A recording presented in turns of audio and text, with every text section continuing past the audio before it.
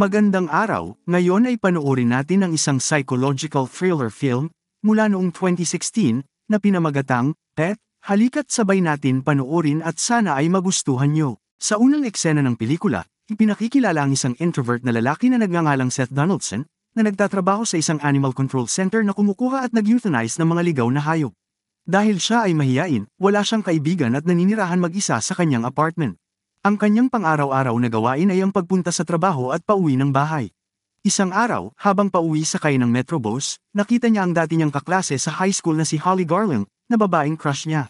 Nagsimula siya makipag-usap sa kanya, ngunit hindi siya makakuha ng sapat na lakas ng loob upang anyayahan siya makipag-date. Pagdating sa bahay, sinimula ni Seth ang pagsisearch kay Holly sa social media, partikular sa pamamagitan ng pagsasaulo ng kanyang mga gusto at hindi gusto. Nang sumunod na araw sa trabaho, humingi siya ng payo sa isang security guard na nagngangalang Nate, na nagsabi sa kanya na maging kumpiyansa at lakasan ang loob. Nang marinig ito, nakipagtagpo si Seth kay Holly sa restaurant kung saan siya nagtatrabaho bilang isang waitress. Dahil alam niyang mahilig siya sa musika at mga concert, inalok siya nito ng tiket para sumama sa kanya. Gayunpaman, hindi naging komportable si Holly at tinatanggihan siya. Kinagabihan, pagdating ni Holly sa bahay, nagkwento siya sa kanyang matalik na kaibigan na si Claire, tungkol kay Seth. Sa gitna ng kanilang pag-uusap, nakatanggap siya ng isang tawag sa telepono mula sa kanyang lasing na dating kasintahan na nagngangalang Eric. Nang maramdaman ni Holly na siya ay lasing na, ibinaba niya ang tawag. Kinabukasan, nakatanggap siya ng isang bouquet ng bulaklak sa kanyang pinagtatrabahuan, na inaakala niyang galing kay Eric. Dahil dito, pumunta siya sa bar na pinagtatrabahuhan niya, lingid sa kalamang nakabuntot sa kanya si Seth. Pagkatapos ay kinausap ni Holly si Eric, na humihiling sa kanya na huwag nang magsikap dahil tapos na ang lahat sa pagitan nila. Gayunpaman, gusto pa rin niya ayusin ang mga bagay-bagay. Makalipas ang ilang sandali, lumabas si Holly para magsindi ng sigarilyo, at ito ang paglapit ni Seth sa kanya. Sinusubukan niya ang kanyang makakaya na anyayahan siya sa isang date, ngunit siya ay nabigo. Nang magsimula siyang maging agresibo, binugbog siya ni Eric. Bagamat nasaktan si Seth, nagawa niyang nakawin ang diary ni Holly na nahulog niya sa lupa. Pagkatapos ay ginugugol ni Seth ang mga oras niya sa pagbabasa ng kanyang diary, kung saan isinusulat niya ang kanyang journal araw-araw. Ito ay nagpapahintulot sa kanya na matuto ng higit pang impormasyon tungkol sa kanya. Isang araw, sa loob ng trabaho, ang atensyon ni Seth ay nakuha ng isang restricted basement door sa isang abandonadong shelter ng hayop. Naintriga, kumuha siya ng torchlight at bumaba, para lamang matuklasan ang isang trapdoor na patungo sa isang lihim na silid. Ang natuklasan niyang ito ay nagbigay sa kanya ng isang ideya at nagpasya siyang gumawa ng isang steel cage. Pagkatapos ay palihim niyang ninanakaw ang isang pampamanhid na gamot na ginagamit para patulagin ang mga mapaminsalang alagang hayop. Sinubukan muna niya ang gamot sa kanyang sarili, na naging sanhi ng pagkawala ng malay sa ilang sandali. Isang gabi, lihim na sinundan ni Seth si Holly sa kanyang tirahan, pumasok sa loob ng tirahan, at pinatahimik siya gamit ang gamot na pampamanhid. Pagkatapos ay ipinasok niya siya sa isang malaking kahon at dinala siya sa lihim na silid sa loob ng kanyang pinagtatrabahuan. Pagdating sa pet clinic, hinarang siya ni Nate, na nagtanong tungkol sa nilalaman ng kahon. Sinubukan ni Seth na lampasan siya sa pamamagitan ng pagpapanggap na ito ay isang emergency delivery. Sa sandaling yon, gumalaw si Holly sa loob, nakalikha ng isang tunog. Kaya naghinala si Nate dito, na nagudyok sa kanya na maglakad papalapit sa kahon. Kasabay nito, may narinig siyang panibagong tunog na nagmumula sa kisame, kaya naman naisip niya na ito ay ang lumang aircon nila.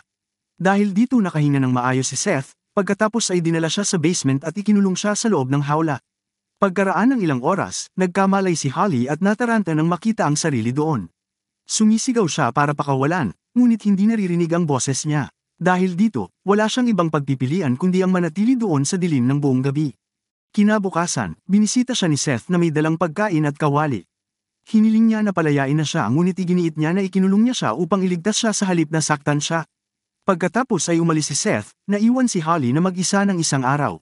Sa oras na bumalik siya, nanghihina na siya dahil sa gutom. Binibigyan niya siya ng pagkain at tubig bago siya muling iwanan. Habang naglalakad palabas ng basement, naabutan siya ni Nate at kinwestiyon ng layunin niyang pumasok sa restricted area.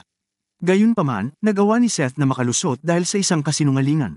Sa paglipas ng mga araw, inaayos ni Holly ang kanyang panahon ng pagkabihag sa pamamagitan ng pakikipag-usap sa kanyang haka-haka na dating kasama sa kwarto. Napipilitan din siyang gamitin ang toilet seat na binigay ni Seth. Habang umiihi, may gumagapang na daga malapit sa kanyang mga paa, na siyang ikinagulat niya saglit. Dahil dito, walang awa niyang tinatapakan ito gamit ang kanyang mga paa, namatay ito ng brutal. Sa susunod na pagbisita ni Seth sa kanya, itinanong niya kung gusto siya nitong galawin o patayin. Bilang tugon, sinabi niyang hindi niya ito hahawakan ng hindi naaangkop ngunit maaari siyang patayin kung kinakailangan ng mga pangyayari. Pagkatapos ay umupo siya sa harap niya at ipinaliwanag kung paano siya nahulog sa kanya nung una niya itong nakita noong high school. Habang tumatagal ang kanilang pag-uusap, nagtanong si Seth tungkol kay Claire. Ikinwento niya kung paano niya narinig ang pakikipag-usap nito sa kanyang matalik na kaibigan sa kabila ng pagiging mag-isa sa silid. Pagkatapos ay tinanong niya kung nakikita pa niya si Claire. Hindi ang sagot ni Holly kahit nag-hallucinate siya sa likod niya. Kasunod nito, kinuha ni Seth ang diary ni Holly mula sa kanyang bag at ipinahayag na alam niya ang lahat ng kanyang mga lihim. Sinimulan niyang ipaalala ang lahat ng binanggit niya sa diary, ibinabalik tayo sa nakaraan. Isang gabi, natuklasan ni Holly ang tungkol sa lihim na pakikipagrelasyon ng kanyang kasintahan sa kanyang matalik na kaibigan, na ikinadurog ng kanyang puso. Pagkatapos ay hinarap niya si Claire ng masama ang loob habang nasa sasakyan. Sa kanyang galit, ipinagpatuloy ni Holly ang mabilis na pagmamaneho ng sasakyan, hindi pinansin ang paghingi ng tawad ni Claire at ang kanyang pagsusumamo na ihinto ang sasakyan. Ilang sandali pa ay nabundol sila ng isang truck na naging sanhi ng kanilang matinding aksidente. Nang malaman ni Holly na buhay pa si Claire, kumuha siya ng matulis na tipak ng salamin at sinaksak sa kanyang mga mata, na nagresulta sa kanyang kamatayan. Dito, nabunyag na si Claire, na nakita natin sa buong pelikula, ay guni-guni lamang ni Holly. Sa totoo lang, kinakausap niya ang sarili niya na parang psycho. Mula nung na-trauma siya sa insidente, si Holly ay nakagawa ng isang serye ng mga kakilakilabot na pagpatay at isinulat ang tungkol sa mga ito sa kanyang journal. Sinusubukan niyang lokohin siya, na nagsasabi na siya ay isang writer at ang mga nakasulat ay batay sa kathang-isip. Gayunpaman, ibinunyag ni Seth na matagal na niyang sinusubaybayan siya at nasaksihan niya ng sarili niyang mga mata ang ilang pagpatay.